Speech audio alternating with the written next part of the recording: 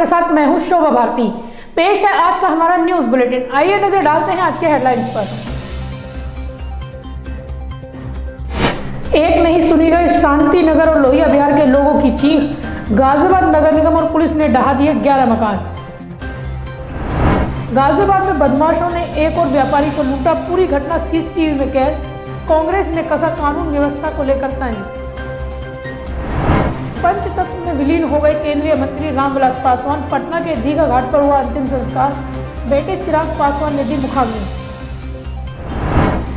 और गौतम बुद्ध नगर की एक फैक्ट्री के सिक्योरिटी गार्ड से लूटी गई राइफल बरामद, 3 बदमाश गिरफ्तार। नंदग्राम के शांतिनगर लोहिया बिहार में शनिवार को नगर निगम ने दूसरे चरण में 11 मकानों को ध्वस्त कर दिया। इस दौरान बड़ी संख्या में भारी पुलिस फोर्स भी तैनात किया गया।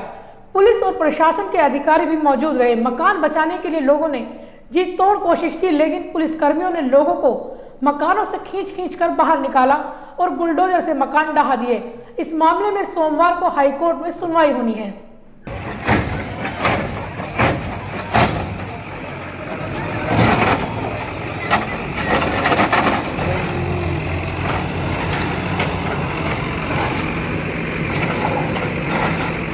नंदग्राम के शांतिनगर लोहिया बिहार में शनिवार को फिर से नगर निगम ने मकानों को तोड़ने के लिए बुलडोजर चलाया। निगम की इस कार्रवाई से पीड़ित लोग रोते बिलखते मकान ने तोड़ने की गुहार लगाते रहे।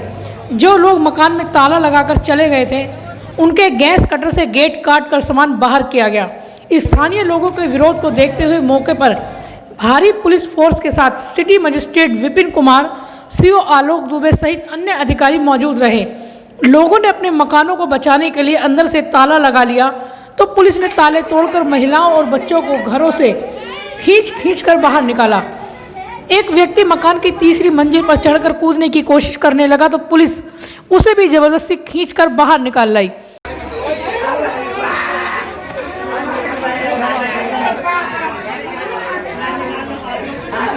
बुलडोजर ने पहले 2 से 3 मंजिले मकानों को तोड़ने का काम किया।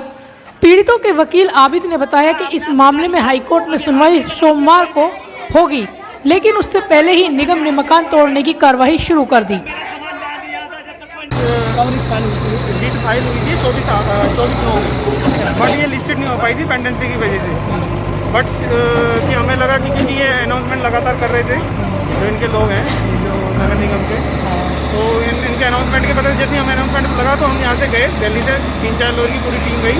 हमने जज साहब को 7 तारीख को भी मेंशन करा, जो कोर्ट नंबर 5 है, जस्टिस साहब को हमने मेंशन करा कि सिचुएशन ये है कि साहब अगर मकान टूट जाएंगे कोरोना टाइम में, तो सिचुएशन में इसका क्या फ़ायदा हो जाएगा। उन्होंने हमारी बात सुनी। 8 तारीख को उन्होंने फिर भी सुनी, उन्होंने फाइल मंगाई। इन बिटवीन कोर्ट किसी मीटिंग में चली गई, उन्होंने कहा कि कोई नहीं, हम इसको लेंगे। इन बिटवीन 3 दिन हाईकोर्ट बंद हो गया। मंडे के लिए लिस्टेड सुबह के लिए 10 बजे के लिए मैटर पेंडिंग है। पुलिस मकानों से एक एक कर लोगों को बाहर निकालती रही और दूसरी ओर मकान खाली होते ही बुलडोजर उसे गिराने की कार्रवाई करते रहे। महिलाएं और बच्चे ही नहीं, पुरुष भी इस कार्रवाई से बिलखते रहे, लेकिन उनके मकानों पर बुलडोजर चलता रहा। निगम ने 11 लोगों के मकानों को जमींदोज कर दिया। हालांकि अपने मकान बचाने के लिए स्थानीय लोग मेयर, नगर आयुक्त से लेकर अन्य अधिकारियों के भी चक्कर लगा चुके हैं, लेकिन कहीं से भी कोई राहत नहीं मिली। पीड़ितों की एकमात्र उम्मीद सोमवार को होने वाली हाईकोर्ट में सुनवाई पर ही टिकी है। अधिवक्ताओं ने आरोप लगाया है कि कार्रवाई को रोकने के लिए नगर आयुक्त से लेकर मेयर तक को फोन किया गया, लेकिन कोई फोन नहीं उठा रहा। हमने स्पेसिफाई इन सबको मेल करा हुआ है, सुपरिटेंडेंट सब पूरी दिल्ली में जो भी हायर PM वगैरह सबको मेंशन कर रखा है कि हमें सबको बात कर रहे हैं, अदरवाइज कोई कॉन्टेक्ट में नहीं है। सब जैसे कि तंवर साहब हैं, जो MS तंवर साहब यहाँ के IAS अधिकारी हैं, उनके हम ऑफिस से भी अब हो गए हैं, अदरवाइज कोई रेस्पॉन्स ही नहीं है उनका। अब कोई फ़ोन नहीं उठा रहा। मेयर साहब के पास घर पे गए उनके, तो पता लगता है कि 3 दिन के लिए फरार है, जिसमें है नहीं है। बता दें, यहाँ बनने वाले राजनीतिक प्रशिक्षण केंद्र को जमीन देने के लिए सरकारी जमीन पर बने मकानों को तोड़ा जा रहा है। यह प्रशिक्षण केंद्र करीब 200 करोड़ रुपए का है। इसके लिए निगम ने 52,000 वर्ग मीटर जमीन आवंटित की थी। इसमें से जल निगम को केवल 42,000 वर्ग मीटर जमीन पर ही कब्जा दिया गया है।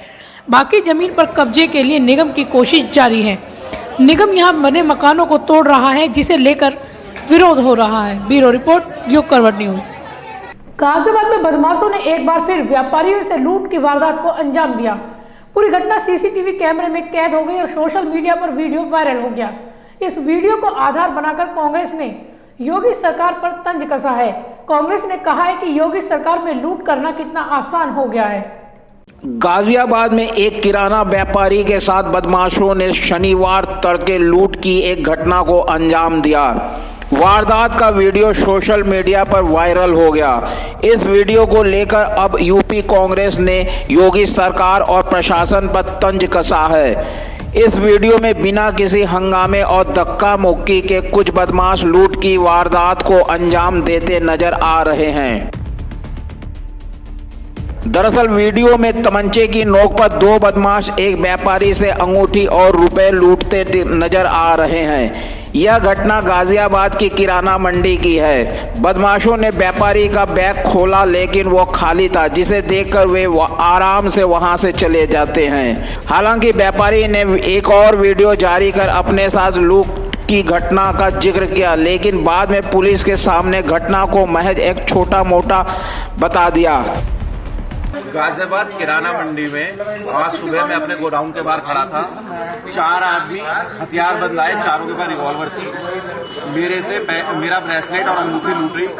उसके बाद मेरी दुकान से 4 दुकान आगे एक और व्यापारी भाई है, सुमित भाई। उसके बाद उनसे ये वारदात की गई, उनके साथ भी खड़ा रोल उठा देंगे। वहीं यूपी कांग्रेस के उपाध्यक्ष ललितेश त्रिपाठी ने वीडियो को रीट्वीट करते हुए लिखा, योगी सरकार के राम राज में अब अपराध करना इतना आसान है जितना सब्जी में नमक डालना। जैसे डब्बा खोला, कढ़ाई में नमक डाला और सब्जी तैयार। वैसे ही बदमाश आए, पिस्टल लगाई और व्यापारी को लूटकर फरार हो गए। ब्यूरो रिपोर्ट, युग करवट न्यूज। 8 अक्टूबर को गौतम बुद्ध नगर की एक फैक्ट्री के सिक्योरिटी गार्ड से राइफल लूटने वाले 3 बदमाशों को पुलिस ने धर दबोचा है। बदमाशों के पास से लूटी गई राइफल बरामद हो गई है। पुलिस अब इनसे पूछताछ कर दूसरे साथियों को धर दबोचने में जुट गई है। गौतम बुद्ध नगर के थाना बिसरख क्षेत्र में 8 अक्टूबर को एक सिक्योरिटी गार्ड के साथ मारपीट कर उसकी राइफल लूटने के मामले में पुलिस ने 3 बदमाशों को गिरफ्तार किया है। शनिवार को गिरफ्तार किए गए बदमाशों के पास से पुलिस ने लूटी हुई राइफल बरामद की है। पुलिस उपायुक्त सेंट्रल जोन हरिश्चंद्र ने बताया कि थाना बिसरख क्षेत्र में हथियारबंद बदमाशों ने 8 अक्टूबर को एक सिक्योरिटी गार्ड के साथ मारपीट कर उसकी लाइसेंसी राइफल लूट ली थी।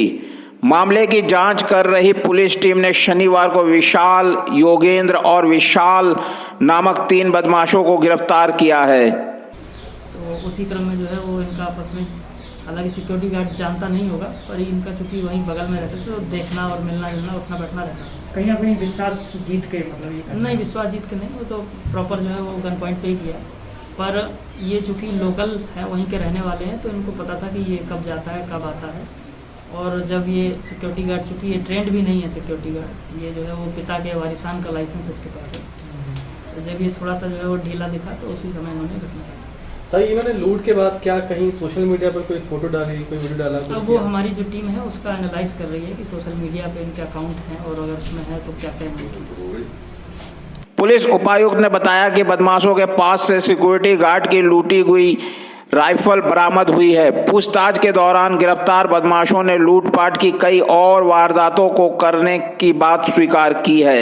कोई लूट करके बेचने वाली बात नहीं आई है, क्योंकि कोई क्रिमिनल रिकॉर्ड नहीं है इनका, ये फर्स्ट टाइमर है।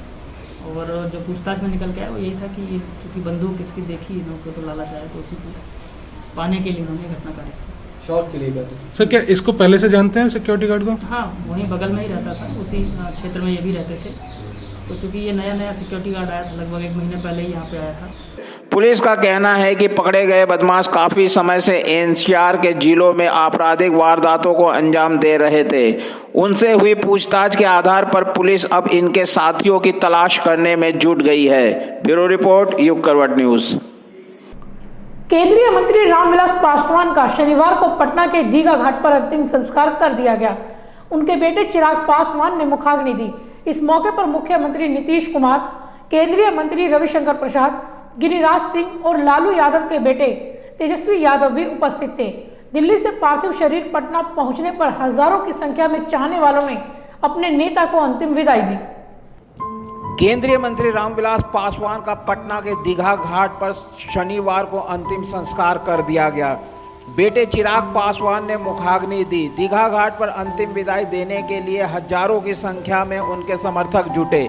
केंद्रीय मंत्री को राजकीय सम्मान के साथ अंतिम विदाई दी गई। पूर्व उप मुख्यमंत्री तेजस्वी यादव ने भी दीघा घाट पहुंचकर दिवंगत नेता को अपनी श्रद्धांजलि दी। इससे पहले मुख्यमंत्री नीतीश कुमार, केंद्रीय मंत्री रविशंकर प्रसाद, गिरिराज सिंह, नित्यानंद राय और उप मुख्यमंत्री सुशील मोदी समेत कई नेताओं ने पार्थिव शरीर पर पुष्पमाला अर्पित कर उन्हें श्रद्धांजलि अर्पित की। गुरुवार शाम को लंबी बीमारी के बाद केंद्रीय मंत्री रामविलास पासवान का निधन हो गया था।